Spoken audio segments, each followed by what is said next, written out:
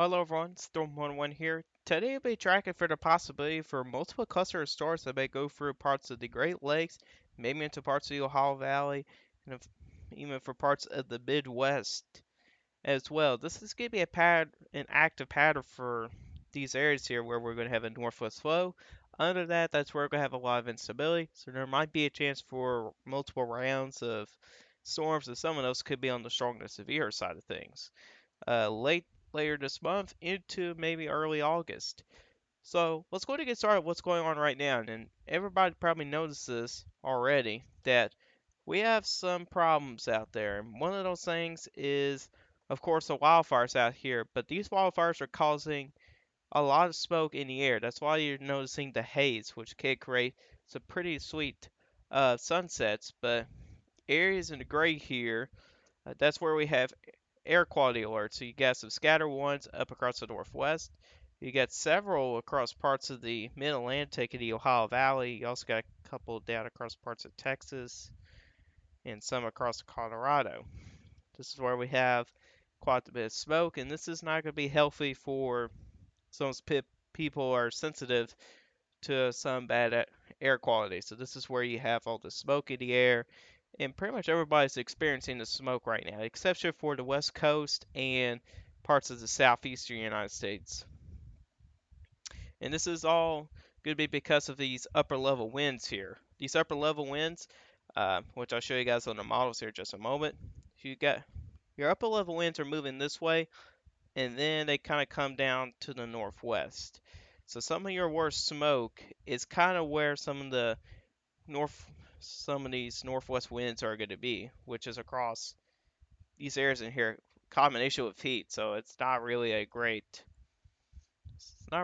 weather out there. But there is some great weather for parts of Arizona, New Mexico, parts of Colorado, flash flood watches. So they're actually getting plenty of rain here. Some places might get too much rain in a short period of time. There is some scattered flash flood warnings out there, so areas across those places definitely need to watch for the chance for some flooding over the next several hours, maybe for the next day or two. Which is good news for those folks. At least getting some rain out there. It's better than nothing than what they've been experiencing. So let's kind of go ahead and kind of go to the northwest flow side of things. And like I said, this is the model here. So this is the 500 millibar uh, geo potential height anomalies. And you can see here how these winds kind of go here. They move northeast and they come down to the southeast here. Across these areas here, this is where some of these places are experiencing some of the worst of the smoke right now. Of course, there's a lot of smoke across parts of the northwest, but there's even a lot of bad smoke out here as well for some of those places there. And this is what we got going on. We got a trough going in across parts of the northeast United States that's actually creating some severe weather for some of those places up there, including New York City, experiencing a little bit of severe weather today. And then you get this big dome of high pressure here. And this high pressure system is bringing a lot of heat, especially across further up north. We actually had some 100-degree heat for some of those places up there. And it's also very dry, so it's not really good news at all. With this big dome of high pressure here. And this is almost we're going to be called the ring of fire here. And typically, with a dome with high pressure something like this, you can get storm clusters kind of going around this heat dome, especially when you're on the northeastern side of this. And those will be the areas we'll be talking about today uh, in the future here.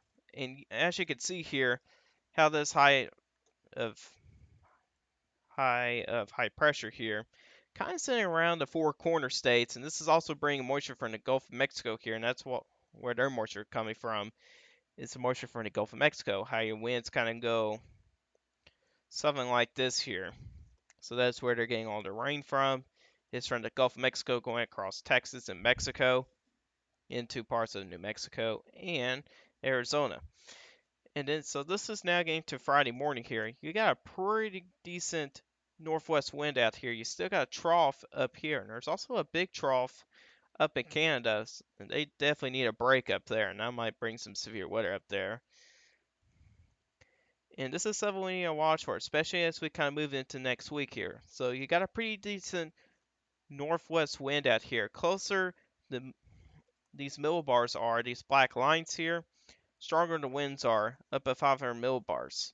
And, and when you have a strong northwest wind, then that's where you may have a chance for some severe weather, especially when you get instability. Right under that, that's where you have the chance for storm clusters, or you could say MCSs, and maybe a derecho might be a possibility with this setup here. And you can see here, this high pressure system really starts to get together across the western United States. Um, but talk about quite a northwest wind up here. This is where most of your shower thunderstorm activity will be up there. And where you have all this troughing just to the northeast of that, this is where we're going to have our low pressure systems, and they're going to bring in multiple cold fronts here. And that's where you get your lift from, and that's how some of these storms will ignite, and that's where you kind of get some of these MCSs or derechos to come from, is by cold fronts. And they kind of continue on, and that northwest wind kind of helps them keep on going, especially when they start to eat up all the instability that's out there. So that's something we need to watch for. And this may go on all of next week here. And here's the middle of the week. That high pressure system might start to expand further to the east here, bringing it very hot conditions, eventually getting to parts of the Midwest and the Great Lakes. Might be talking about 90-degree days and maybe some isolated hundreds for some places out there. And you can see here how it just kind of expands here. So now your high pressure system probably sits over around the central plains here. And you're probably getting showers of thunderstorm activity across parts of Texas and Louisiana, where the moisture is coming from the Gulf of Mexico here. But north and northeast of that is just some hot weather. Adding on top to the dew points, you might have some excessive heat problems up there. And like I said, it might continue on, probably till eventually into August here. This is where some of the models still have some disagreements here, but even hour 288, which we're pretty far out, it still shows a decent trough up there. So there still be some low pressure systems bringing maybe multiple cold fronts. So this type of setup may go on for maybe a couple weeks or so across parts of the Great Lakes, Midwest, maybe into parts of the Ohio Valley and Northeast. Might have the chance to experience some of these storm clusters. So it is derecho season, so it is something to watch here. Now let's see what it shows with the mean of precipitation. This is the mean from all members, which I believe it has 20 members on here. We're just going to look at maxed out 10 days, and this is kind of tells you where some of that activity probably would be. And check out parts of Wisconsin and Michigan, and a mean of 1 to 2 inches of rain. That's a pretty decent mean for the next 10 days there, and that kind of gives an indication that's probably where most of the storms could be at. But that's also where the better agreement here with the GFS ensembles, where some of that storm cluster activity might be somewhere up in Wisconsin and Michigan, maybe even to parts of northern Indiana and northern Illinois, maybe into parts of northern Ohio as well. Further to south here, the mean is a little bit on the lower end side of things, but looking like the best confidence here for any potential storm clusters might be somewhere across around the Great Lakes region in the upper Midwest. So that's the stuff we got to watch for. All right, let's take a look at some of the medium range guidance there. So let's check out the European model here. So this is again what we got going on right now.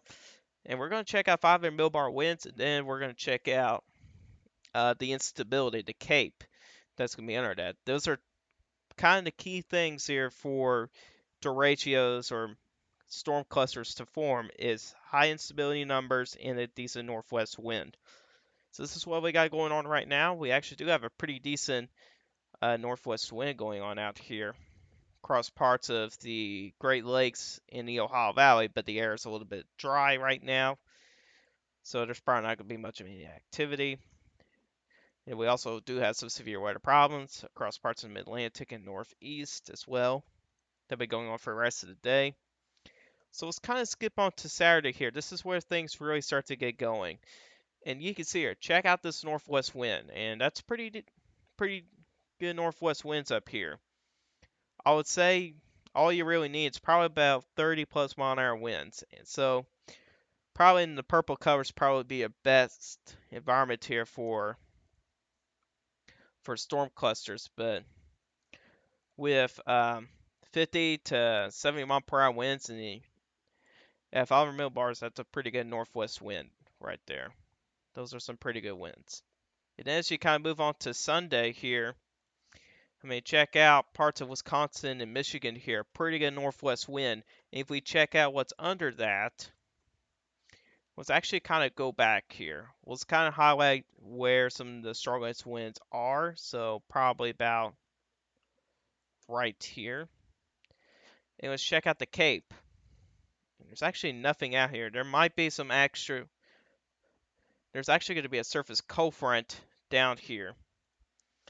That's probably going to be passing by around the same time here, but there's not really a strong northwest wind or anything like that in these areas here. So the great sensibility is actually pretty well misplaced here for Sunday, but probably shows some shower thunderstorm activity, which it does show some of it within the greatest instability area across parts of the Lower Ohio Valley in Midwest. If we kind of backtrack a little bit to Saturday, maybe into Friday, it's not really showing some of these storm clusters, well, except to Saturday morning here across parts of Wisconsin, Minnesota, and Michigan.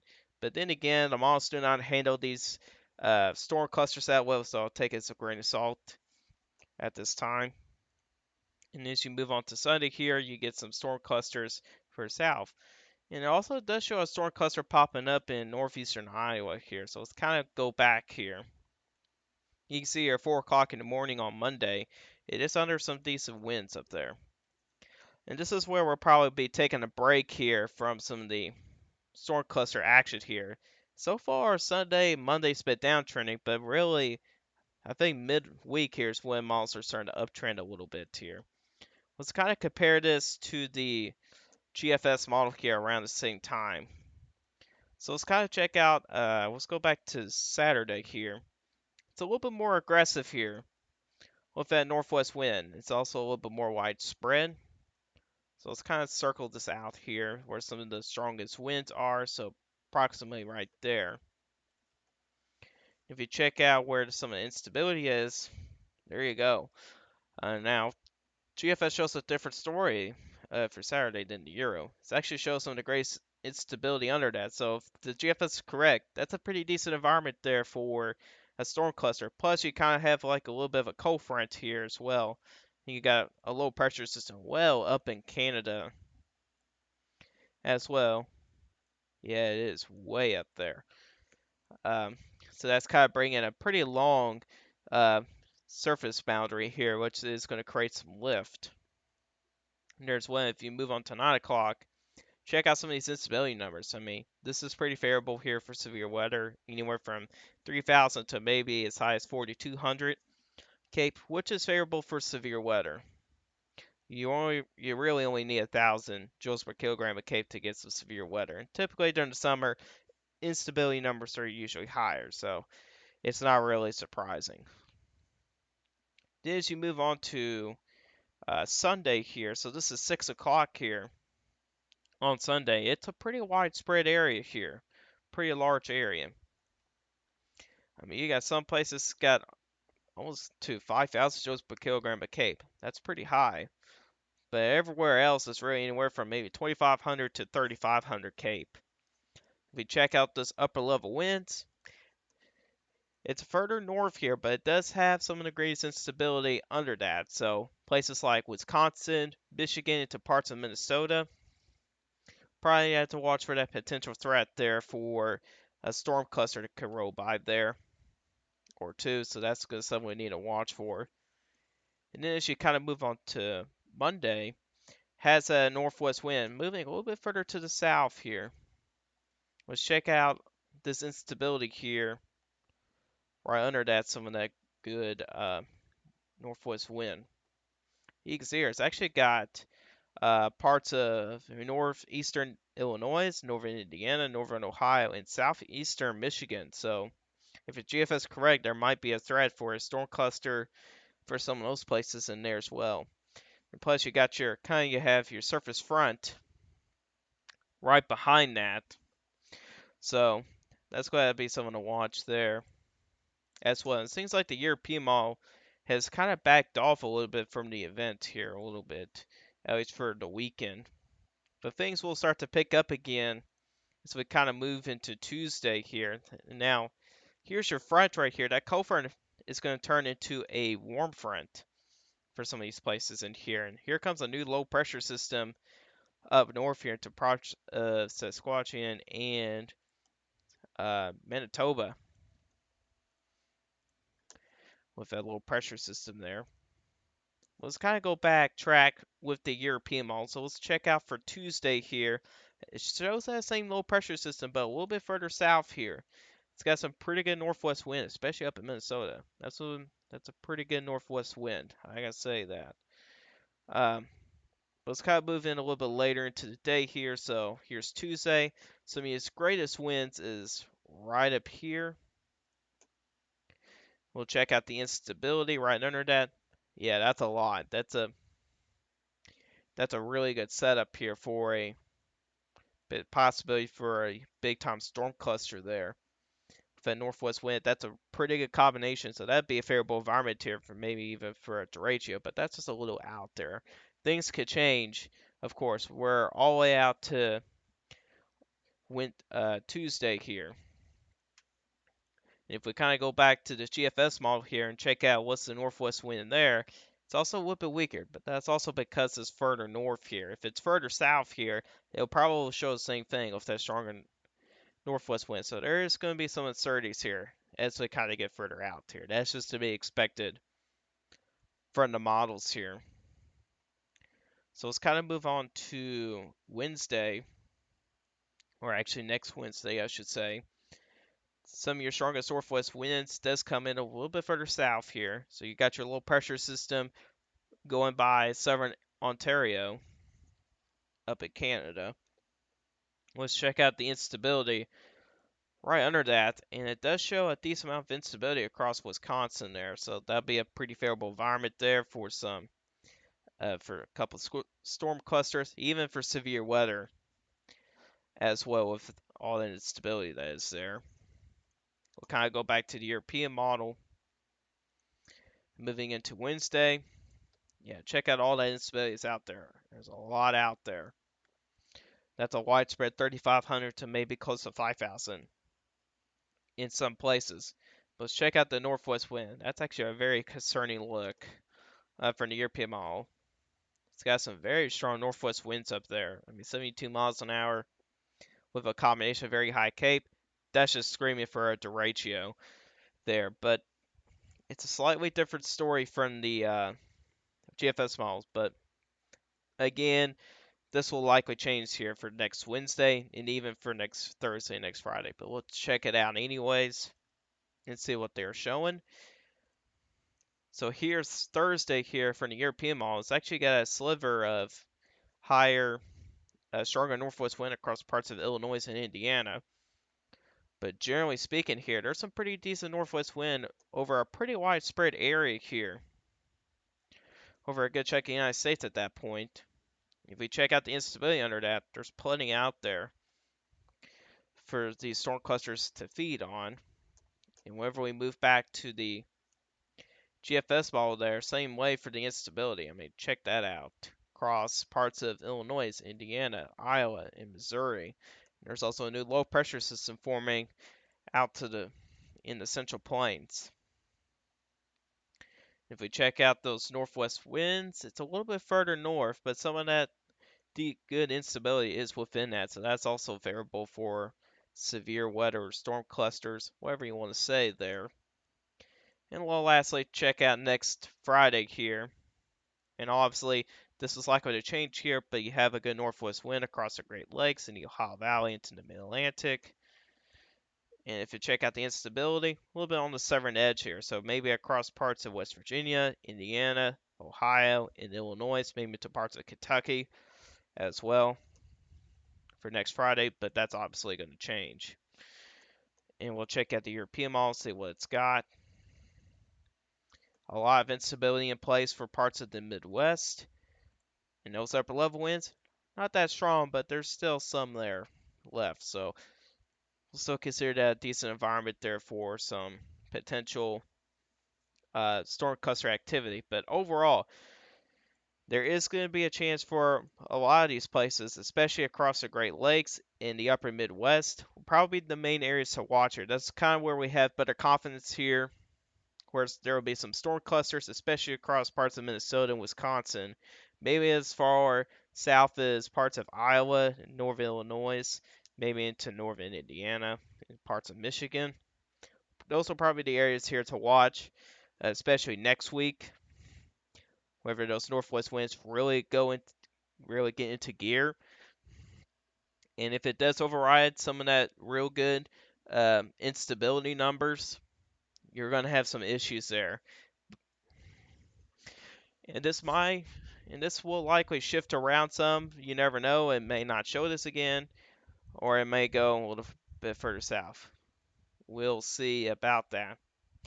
But we'll lastly check out the CFS model here, and you can see here again with that strong northwest wind out here over the next several days here. If you move on to 8 days, 8 to 14, so this is now getting to early August, you're still showing a pretty decent northwest wind here. It's actually shifted a little bit further to the southwest here, so that's going to be interesting to watch here. And this might even continue into mid-August, but that can obviously change here. If we check out the precipitation for days 1 through 7, generally mostly everybody's going to be dry, probably exception for parts of Wisconsin and Michigan and Minnesota. But then as you move to days 8 to 14, things get a little bit wetter across parts of the Midwest and Great Lakes there as well. And then days 15 to 21, everybody's kind of average there, but that can obviously change. So this is going to be something to watch here. We're not going to be able to really figure out very specifically this far out here. MCS's derechos are very unpredictable, especially this far out here. I mean, they are even pretty unpredictable on that day. It's just really got to depend on how strong those northwest winds are going to be and where some of your greatest instability is going to be at. But overall, this is, generally speaking here, there's a favorable setup here for the potential for multiple clusters of storms, and some of those might become possibly derechos. It is derecho season, so this is definitely something we got to watch here very closely over the next several days across parts of the Midwest, Great Lakes, maybe into parts of the Ohio Valley as well. But anyways, guys, that's all for you guys today. Hope you guys enjoyed this video. If you guys like this video, hit that like button. If you're ready to like my channel, hit that subscribe button. Hit the bell notification so you never miss an upload. If you guys have questions about this, leave it in the comment section down below. I'll answer you guys' questions. And I'll see you guys in the next one. Goodbye.